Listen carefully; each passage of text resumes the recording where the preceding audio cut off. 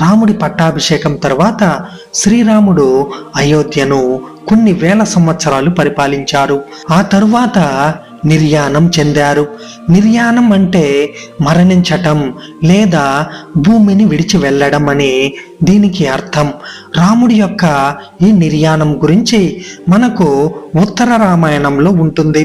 ఉత్తర రామాయణంలో చెప్పబడిన కథ విషయానికి వస్తే, సీతను ఎత్తికెళ్లిన రావణాసురుడిని వానరసేన సహాయంతో శ్రీరాముడు సంహరించిన తర్వాత సీతాదేవికి అగ్ని పరీక్ష పెట్టి ఆ తల్లి పవిత్రతను లోకానికి తెలియజేసి తిరిగి అయోధ్యకు వచ్చాడు రాముడు.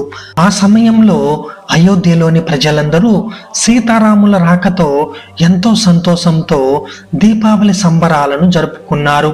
ఇక ఆ తర్వాత శ్రీరాముడి పట్టాభిషేకం జరిగి అయోధ్యను వీరు పాలించడం మొదలయ్యింది. శ్రీరాముడి పాలనలో ధర్మం 4 పాదాలపై నడిచింది. ఇచ్చిన మాట తప్పకుండా ఏకపత్ని వ్రతుడిగా ప్రజల శ్రేయస్సే తన పరమావధిగా ఒక రాజు ఎలా రాజ్యాన్ని పరిపాలిస్తే ఆ రాజ్యంలోని ప్రజలు సంతోషంగా ఉంటారో అలా తన పరిపాలన కొనసాగించాడు ఆ శ్రీరామచంద్రుడు.